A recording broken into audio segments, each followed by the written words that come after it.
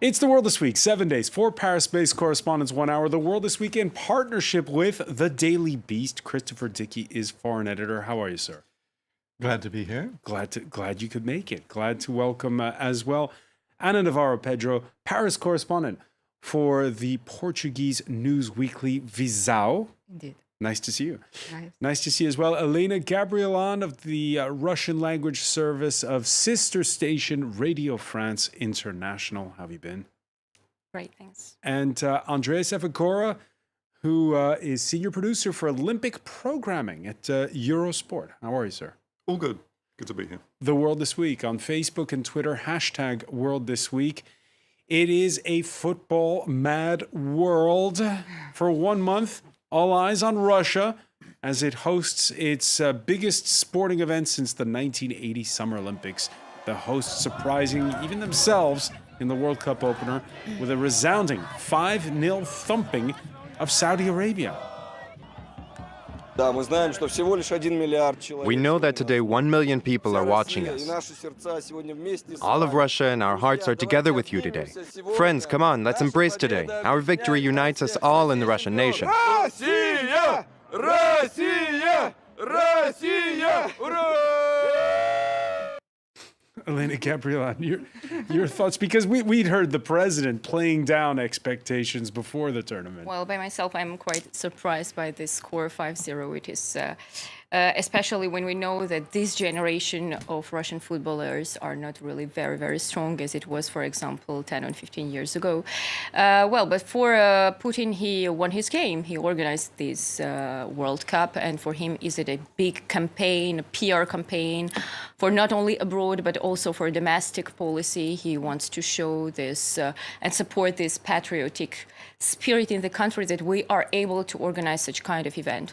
And even if a majority of Russians are quite happy to host this championship, you have also others who are not satisfied by the limit of circulation, protests, and also some not justified costs of some stadiums like Saransk and Samara, which were not quite justified and criticized. Yeah, big stadiums for small cities. Yes, and especially when we remember the cost of Winter Olympic Games, record $50 billion for Winter Olympic Games in Sochi.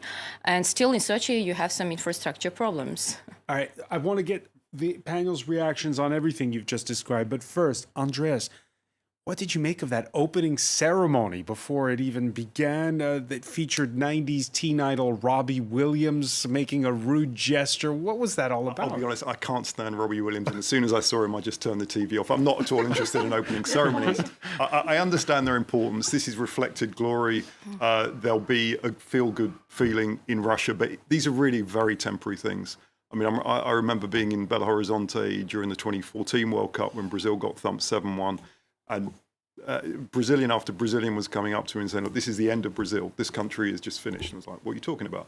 Look what's happened to Brazil since going back to 2010. You know, South Africa has a disastrous economic performance since 2010. So I think for the 5-6 Is there weeks, a curse of the World Cup? Well, I don't think it's one way or the other, because people say, oh, because of the World Cup, things go well. I don't think the impact is medium term, let alone long term. There's a short term feel good factor. Look what Putin's doing in Russia at the moment. He's raised the retirement age already. He's raising VAT, so maybe people's minds will be off that. But, you know, it will be great till July the 15th. And after that, I think people will go back to their previous lives. I don't quite agree with you. I think in terms of soft power, that Putin was able to organize this championship this year in Russia, it's really something important. It gives a positive image of the country. We know why, but still, no hooligans so far in Russia. No hooligans. Only 1 day. But still, we've had in France. You've had them, really before the matches started. But I think, in terms more serious, in terms of soft power, I think it's really a win-win for Putin. In economic terms, I totally agree with you. Portugal organized European Championship 2024. Yeah. we are still in debt because of that. But for intern purposes, intern policy, it's still a big win for any country who organizes it. And for Putin at this time in history, it's not bad. Mixed bag, I noticed in your coverage, Christopher Dickey, because on the one hand, you talked about those who are making a lot of money out of this, even those who are under sanctions. And on the other, this bizarre statement from the chair of the Family Affairs Committee, the lower house of parliament, warning Russian women not to go out with men of other races. Yeah, that's Russia for you. I mean, it's look, that was a clearly racist statement. I mean, she was even more explicit than that. She said, you know, there's this myth in Russia that after the 1980 Olympics, which, by the way, the Americans boycotted, after the 1980 Olympics, supposedly there were all these black babies that showed up in Russia. Seriously, this is the myth in Russia. Am I wrong about that, Elena? It's true. This is the idea. So that's specifically what she's referring to. And she even was explicit. She said, you know, it's okay with your own race, but not with other races. Because Now- you risk to say single mothers. Yeah, you're being single mothers with black babies. That's the issue. Exactly. When in fact, yes, there are a lot of black Russians, and a lot of them are the children of students who were brought in by the Soviet Union, brought by Russia to study there. And in fact, we'll have a story coming out tomorrow about Nigerian women who are being trafficked to Russia right now, because you can get in without a visa.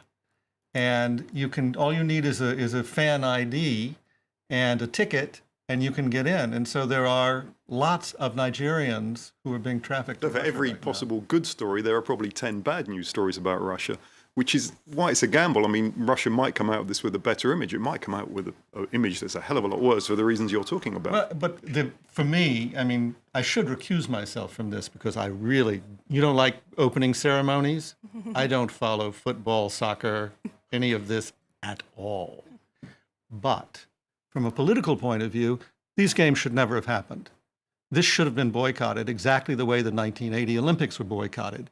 If, after Crimea, the world wanted to make a statement and say Russia is not welcome because it breaks international law, it invades other countries, it takes their territory, and it starts wars, then you answer that by saying, you can eat your damn games. We're not coming. And yet, but nobody did it. And yet, Andreas Evagor, at the height of the Skripal scandal, the poisoning of that former Russian spy, at no point did England consider a boycott of the World Cup. Well, a couple of rogue MPs did. It would have been interesting if the Netherlands have qualified after what happened, of course, with the jet that was downed. But I think we're looking at it rather from a Western point of view. For instance, you're right, American sponsors don't want anything to do with the World Cup. FIFA is toxic. They've all been replaced by Chinese sponsors who can't get enough of the World Cup. So from a Western liberal European point of view, yes, but there's a big world out there that is Well, really good. Let them interested in have the getting games. involved. Let them have the games.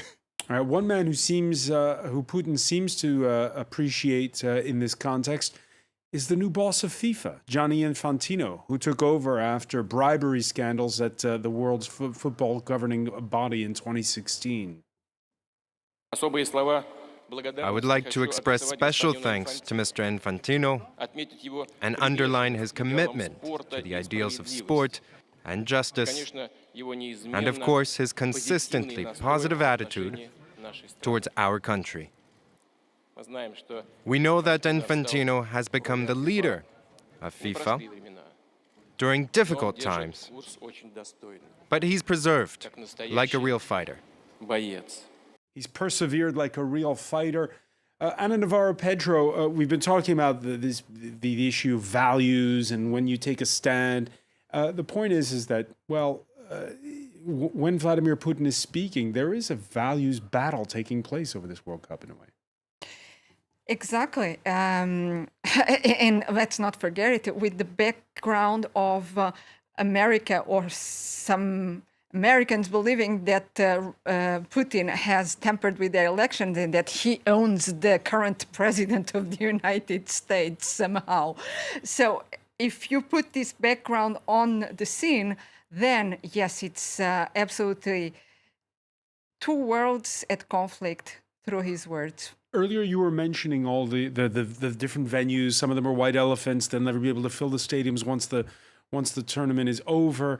Nonetheless, again, the issue of when you expose Russians getting to meet people from other parts of the world and all that.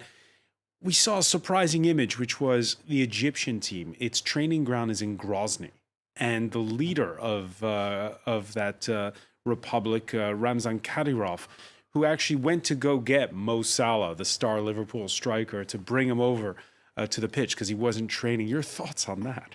Well, actually, I think Russia tries to show this image of very hospitable country, very multi-confessional country, which is organizing such kind of welcome for its for the teams and also for the political level, political leaders. But at the same time, as Christopher were talking about a possible of boycott of these games, well, any country on the decided to boycott it in terms of participation of these teams. But on political level, for example, we have Great Britain, Ukraine, Poland, who will not be presented on high level, even if Ukraine doesn't play. But this country calls to boycott because of dozens of people who are arrested still. And also NGOs are talking about the very bad situation of human rights. And it has put some of the spotlight on, for instance, the hunger strike by the Ukrainian filmmaker Oleg Sentsov. 1 month already.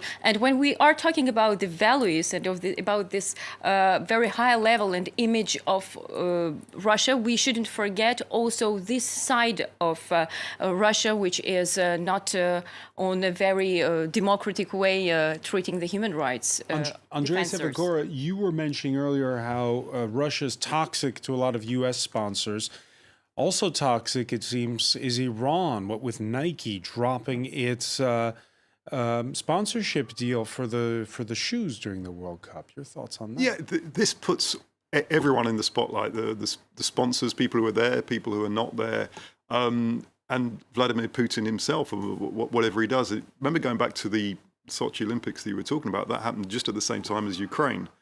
Was that a coincidence? You know, the occupation of Eastern Ukraine was coming exactly the same time as the Sochi Olympics, which cost $50 billion, which is way another level from the about 4 or 5 billion that's going into this. So everyone is under the spotlight, exactly. In terms of geopolitics, of course, the canceling of the deal with Iran has a lot to do with Trump's position on the Iran deal on nuclear power, but and his capacity of retaliation. But let's not forget, we are talking about Russia. Russia is a wonderful country. It's a European country. It's a wonderful land, and with a fantastic history. And they were on our side, on democracy, on the Allies' side, more on Second World War. Let's not forget it. After a certain moment, to be more precise. So we are talking about Putin and his regime, his authoritarian form of power, and not about the country, because we tend to say Russia as some kind of a demon, when we are actually talking about the way Putin, the ruler, rules that country. So let's watch it, maybe. All right. Yeah, my ears are ringing, listening earlier to Christopher Dickey saying that he's not a big football fan because on the eve of the tournament, there was a FIFA Congress, and they voted for the successors of Russia 2018 and Qatar 2022. The member associations of Canada, Mexico and USA have been selected by the FIFA Congress to host the 2026 FIFA World Cup. Thank you. The NAFTA Games. NAFTA Games. That's what they... Coming just off that acrimonious G7. I'm sure Trump will screw this up somehow. They picked the NAFTA Games. Yeah, absolutely. The wall. Are you excited about it?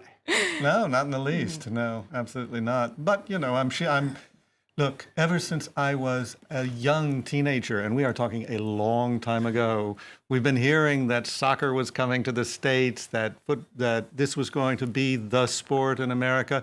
And it has gradually taken hold, and there's a whole class of people called soccer moms, and all kinds of young boys and girls play soccer in the United States. And I think that's a great thing.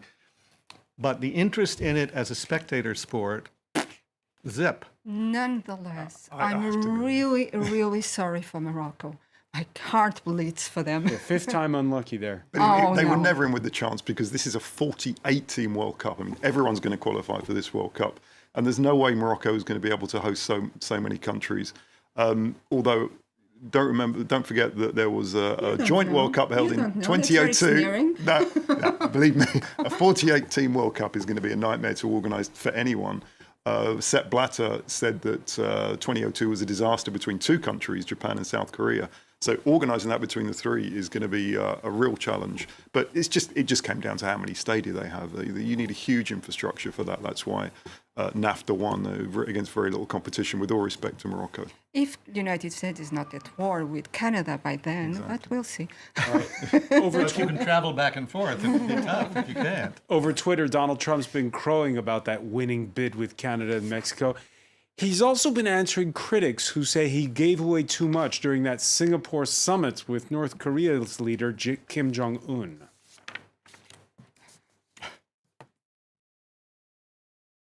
If you remember the sit-down with Barack Obama, I think he will admit this, he said the biggest problem that the United States has, and by far the most dangerous problem, and he said to me that we've ever had because of nuclear, is North Korea. Now, that was shortly before I entered office. I have solved that problem. Now we're getting it memorialized and all. But that problem is largely solved. I can now wait. I can now call him. I can now say, well, we have a problem. I told him, I gave him a very direct number. He can now call me if he has any difficulty. Chris Verdicki, problem solved. That's the way I feel about it, sure. I sleep better at night knowing it's all solved. I feel much better, absolutely. I think Trump, he was brought in to disrupt things. He's disrupting them, and he's making peace at the same time. Who the hell else could do that? No, but cynicism, cynicism aside, it is everybody, even his harshest critics, are saying it's better that they meet than that they not meet. Yeah, it's better that they meet and that some kind of substantive negotiations take place, and that you think that the American who's involved with those understands what the hell he's talking about. But the problem with this negotiation is that you came away from it, especially listening to his press conference. First, looking at the document itself, which is one page, then listening to the press conference, you come away with a sincere conviction that he has no idea what he's talking about, or that he's talking about something that is completely different than what Secretary of State Pompeo is talking about. I mean, some of the best parts of the press conference didn't even get much airtime. There is a totally surreal thing where he says, you don't have to wait 15 years for complete, verifiable, irreversible denuclearization. 20% would be okay. That would be okay, because he used to talk about nukes a lot with his uncle, who was at MIT, and they wrote a book about his uncle. Did you hear that? It was completely nuts. And that's exactly what we're hearing here. Problem solved. It's completely nuts. Elena Gabriel? Even I'm shocked to see some conservative activists who are talking about the candidature of Donald Trump for a Nobel Prize, as well as we know that I this. think there was an MP or two in Norway who've been suggesting him. Oh, also, yeah, I'm much more surprised. So, because for me, it was absolutely unimaginable to see this propaganda not only from North Korean side, where the state-running TV channel broadcasted a 40-minute documentary where we show the Kim Jong-un in the streets of Singapore, and where journalists is talking about this welcome, unprecedented welcome that never any leader of country was welcomed with this crowded streets in Singapore. But from the United States side, where Kim is presented in such kind of 4-minute Hollywood-style video. They showed him this promotional video of what North Korea could be like. Right. But at the same time, it was a very, very propagandistic way, and it was a quite similar, like Trump's and Kim's approach to this such kind of making two leaders, image of two heroes, leaders. one destiny. Exactly. Well, like the World Cup, it was a great made-for-TV event, probably with less substance. I mean, I was lucky to be at the Olympic Games in South Korea, and one thing I learned is that the lack of trust in Kim, they're not going to believe anything that Kim says anyway in the South. And but I mean, we did hear the South Korean leaders, some were a little bit noises. worried. But again, there's already an agreement that I don't think was mentioned in this latest communique. So to use a football analogy, there was a star player that they've sold on the promise that there might be another player to replace them. But look, this is Trump. We all know it. I was there when he was, this was little rocket man, and now he's his best friend. So it could change again in a couple of days, couldn't it? Yes, like 6 months ago, it was fire and fury, and we were on the brink of nuclear war. And now they are best pals. They have their cells, their cell, and we don't know if Kim has a cell number, but they have direct lines. So I hope they will use it to get a new tailor and new hairdressers. But apart from that, it's very, very upsetting. This pick on Robert Reich's expression, this mad king that rules the biggest military power in the world. Well, that was a headline of a piece I wrote last week. Was the madness of King Trump. There you go. After the G7, I mean, it was just incredible. There But the scary thing about that is that it's being normalized. You talk to people and you say, well, maybe you'll get something out of this. Maybe this is the way to go. Boris Johnson, the Foreign Secretary of Great Britain, comes out. Well, he didn't know he was being recorded, but he tells other Tories, maybe this is the way we should handle Brexit. You go in, you break a lot of things. People think it's crazy, but maybe you get something one little question. There is no substance in this first meeting and into the draft that is going to be the set for of rules for negotiations. Nothing like, for instance, what Trump demands from Iran. He's tearing up the treaty with Iran on nuclear Not power. only that, climate And, also agreement, And all agreements. Kim Jong-un just came out whizzing out of that summit like some superstar, celebrity and some superstar, and with no concession made. I mean, who is that person? Well, Trump would disagree. He'd say, he's committed. But can you imagine that Trump would accept a deal for a real estate deal in which his opposite He's party dreaming said, of it, isn't he? I'm committed to thinking about doing this deal. That's all he said. That's all that he did. That's all that he said. But he told that he can trust North Korea. Well, yeah. It's extremely upsetting because North Korea obviously is more sound and more solid on its standing. They know where they want to go. They got it. They got the summit with the United States. On the United States side, we have no idea of what they want. We don't know. On Trump administration, Bolton and Trump are on opposite sides on this issue, and we don't know what Trump is hoping to achieve. So maybe because there is nothing, no target, maybe they will achieve something. But he can turn around. I mean, after saying like a week or 2 weeks ago that he was going to save jobs in China, as he says, in China, not in the United States, he turned around today and he slapped import tariffs on Chinese goods. Right. So you don't know what is anything can happen with this. Anything can happen. All is forgiven between Donald Trump and Kim Jong-un. All is forgiven, it seems, between France and Italy. The new populist government of Giuseppe Conte, furious over what it had called the hypocritical lecturing of Emmanuel Macron over Rome's refusal to welcome the 629 migrants stranded aboard the Aquarius rescue ship.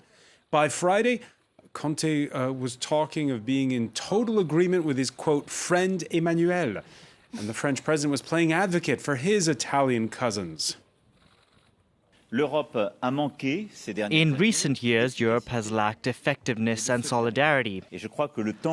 And I think the time has come, and the events of recent days have shown, our collective organization isn't up to it and doesn't meet the challenges that we face today. So the onus is on Europe, with the big European summit taking place next week. A bit of a strange week in terms of those Franco-Italian relations. It was all sparked by those comments by the French at a time when the Italian cabinet was divided over this issue of whether or not to let that ship in. Yeah, we're getting used to everyone beating up on each other, USA, Canada, France, Italy, and even within governments, as you talked about in the UK. Or in Germany. There's talk about solidarity, but where's the solidarity in Eastern European countries? Because without naming names, we know who we're talking about, they're quite happy to take the largesse from the European Union. But when it comes to taking some responsibilities for the refugees, Are you talking about they run for the hills. Italy? I'm talking about, no, I'm not talking about Eastern European countries. Okay. Italy and Greece have taken the brunt of this. So where's the solidarity with Italy and Greece? Absolutely. Of course, our first thoughts have to be with the people on that boat whose lives were in danger. But it would be really ideal. We're talking about solidarity. Maybe solidarity put But you to could one put side France, and forcing you countries could put to. France on that basket as well because it was so cynical. Lots of reactions on the hashtag F24 debate earlier. One here saying both Salvini and Macron share the same ideas. Salvini being Matteo Salvini, the Italian interior minister, the head of the Lega party, the far right party, about immigration policies. Ventimiglia is that border town between France and Italy, and the Aquarius are examples of how Europe shouldn't work. We need a different federal approach for this historic phenomenon. That comment by Morrow on Twitter. Ventimiglia, where France is sending back refugees to Italy.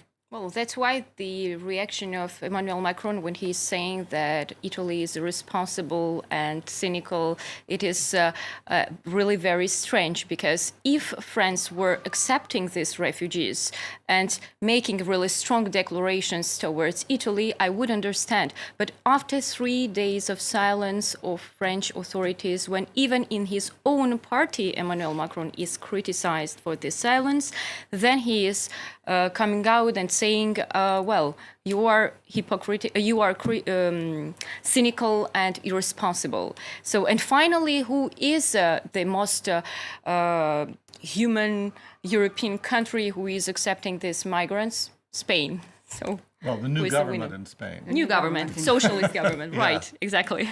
No, but our correspondent who's there in Valencia right now, saying the locals are backing the Spanish government on this one. In that area, there is a left-wing government down there in Valencia.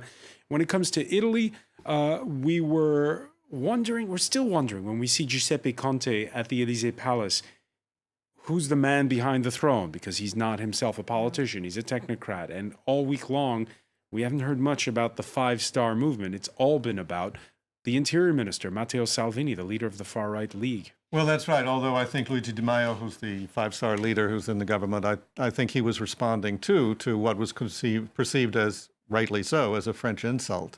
And actually, Salvini's coming out of this looking quite good. This government is looking quite good because his argument is a rational argument. It's not his usual racist, xenophobic stuff. Exactly. It's a straightforward argument, which is we're bearing the brunt of this.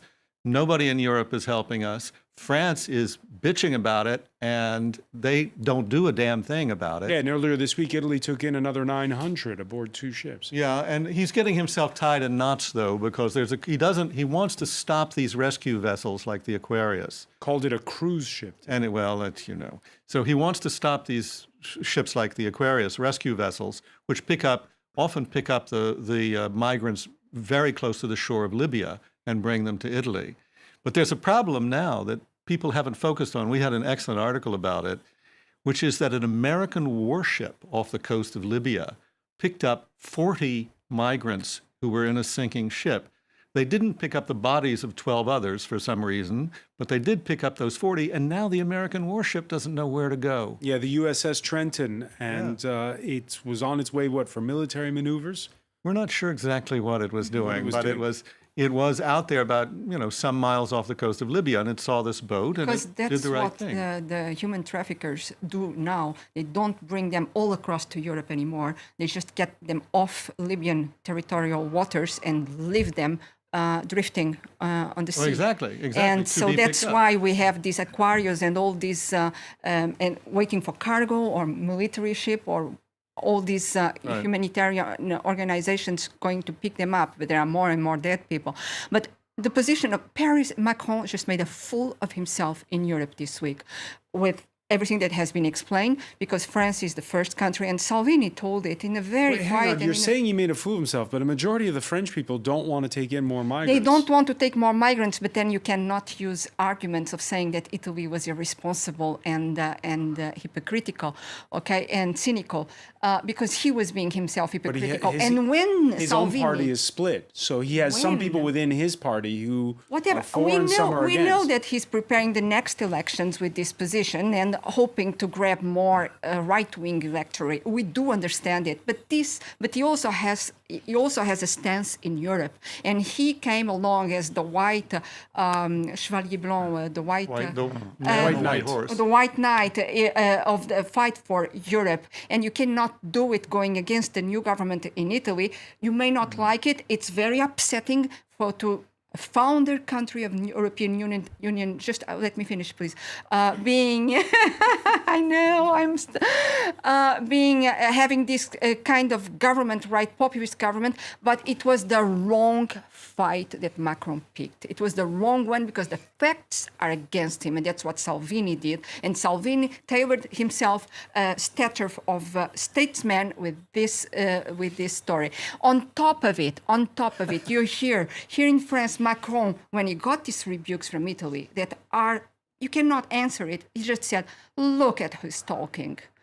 That was his answer, was the Pagliarese answer. Look at who's talking. Oh, he did make conciliatory noises when he spoke on the telephone with and you had someone from his party, a leader from his party, saying, I feel like Italy makes me feel like puking. This is Trumpism.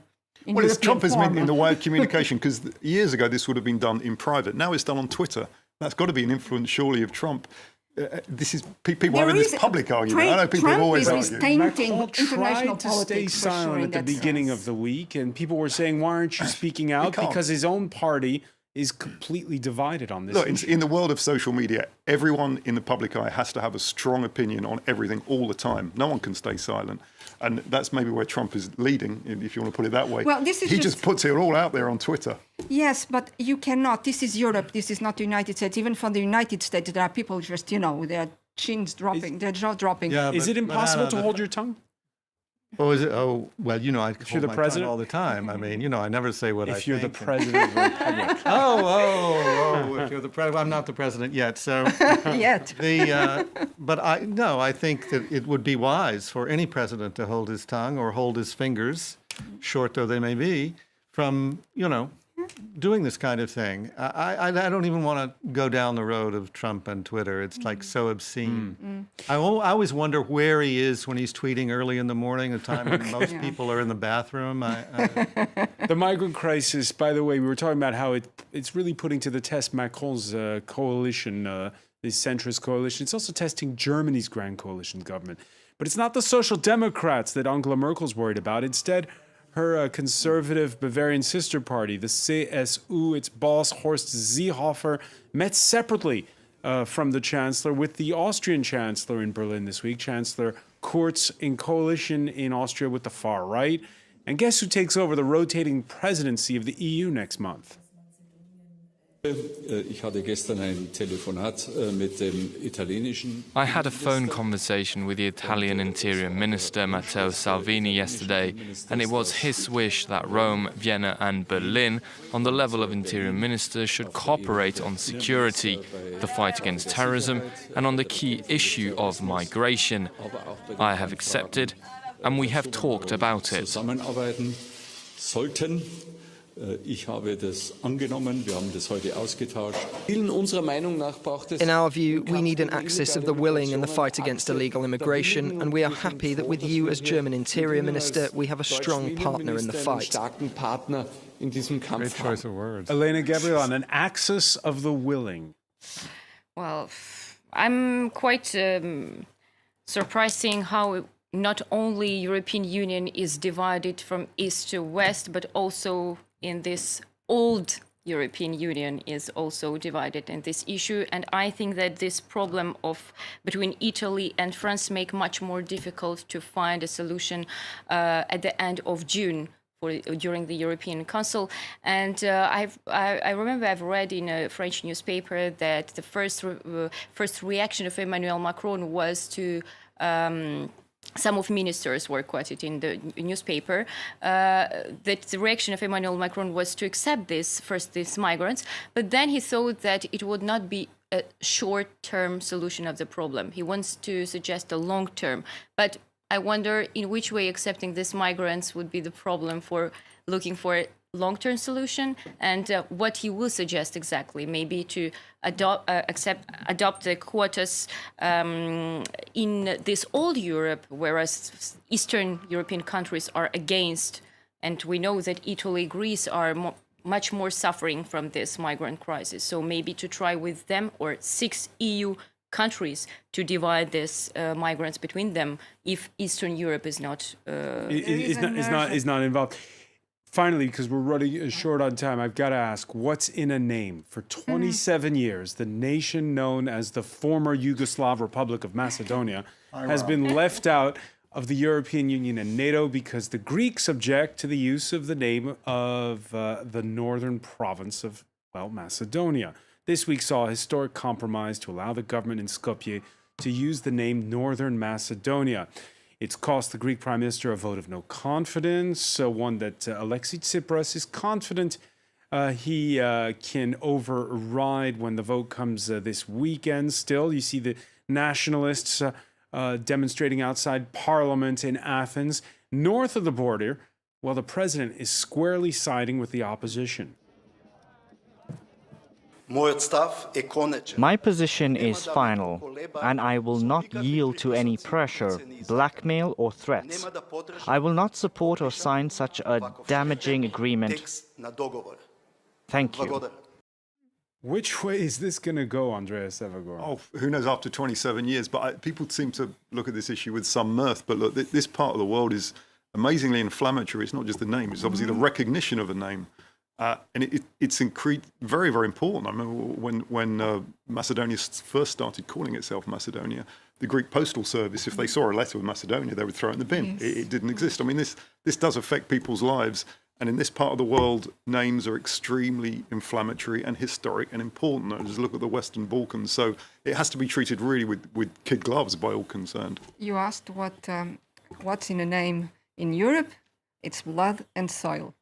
And that's you cannot laugh about this. Can't they find a compromise? Well, for the Greeks, Macedonia is in Greece, and we know the story. Hence Fyrom, hence the fudges. But it's not just the name. We're talking about Slavic Macedonia and Greek Macedonia, which is basically a racial issue, and a racial or ethnic issue, and that's at the heart of it. The Greeks say basically these Slavs can't call themselves Macedonia. Macedonia is all about Alexander the Great, Hellenic history, all these kinds of things. Those Slavs, they have nothing to do with any of that. That's the nature of this argument, and it's the nature of the attempt at a compromise. And we see a compromise is at hand.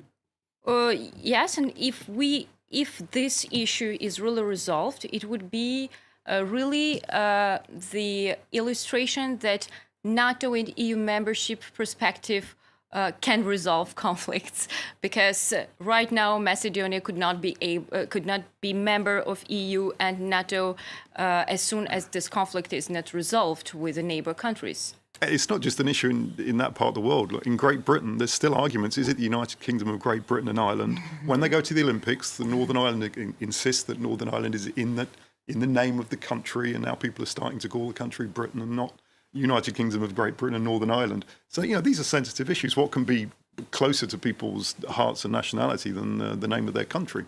All right, well, the name of the show is The World This Week. We're going to have to leave it there. But I want to thank you, Andreas Evagora. I want to thank as well Ana Navarro Pedro, as well Christopher Dickey, Elena Gabrielan. Thank you for being with us here.